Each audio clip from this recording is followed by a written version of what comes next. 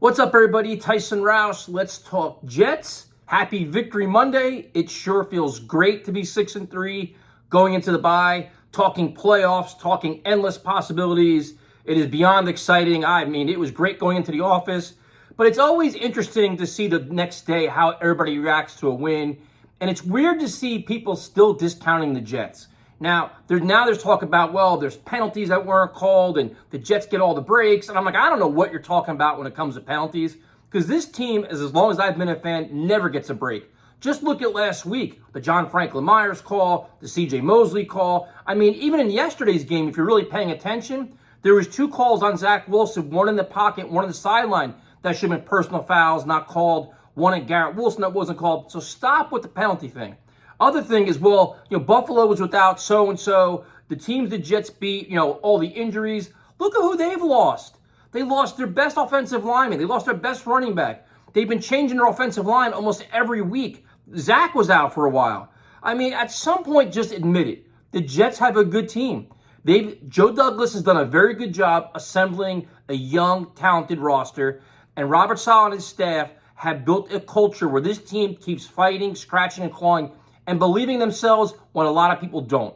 So yesterday is case in point. And one thing is, as Jet fans, we always fall into that same old Jet fan mode where it's like, oh, you know what? The same old Jets are going to do this. I mean, let's be honest. When the Skycam thing happened yesterday, even Romeo was saying on the stream, oh, this is going to be the Skycam game. Jets are driving. The Skycam breaks. They don't score points. They end up losing the game. We always expect the worst. And now, slowly but surely, this team is proving us wrong. They proved me wrong. I thought they were going to lose yesterday. I was completely honest about that. But this team, they believe in one another. And it's like the message is getting through, and you got to give them all credit. It's a young group mixed in with some veterans that they've just got this chemistry and this belief in themselves, belief in the coaching staff, that they can go toe-to-toe with anybody, and they're doing it. And I mean, I'm already getting messages now like, well, the same old Jets will lose to New England. How about this? How about we sit back and appreciate what this team has accomplished at this stage of the rebuild? You have so many young kids that are learning on the fly, including Zach Wilson, and they're winning football games that we didn't think they were going to win on the road, at home. Look at some of the goals. We did a preview shows all offseason.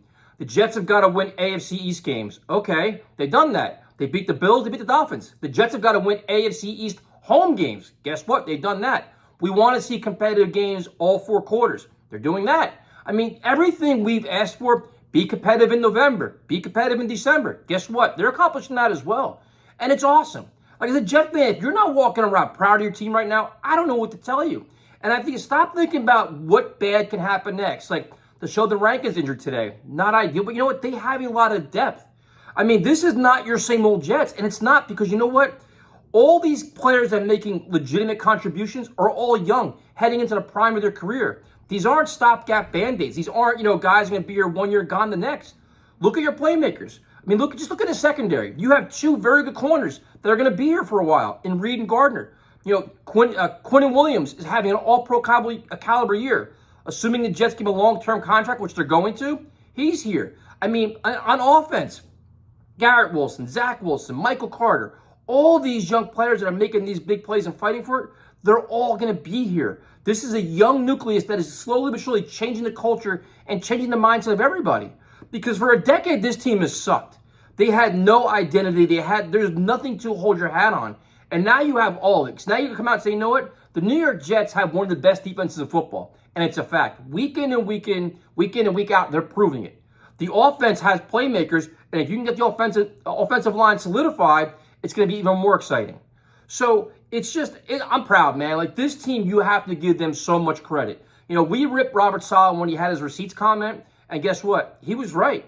I mean, going back to when DJ Reed questioned the secondary and questioned defense after a litany of mistakes, they cleaned it all up. When Ulbrich made that comment about Quinnen Williams, he's been all pro since then.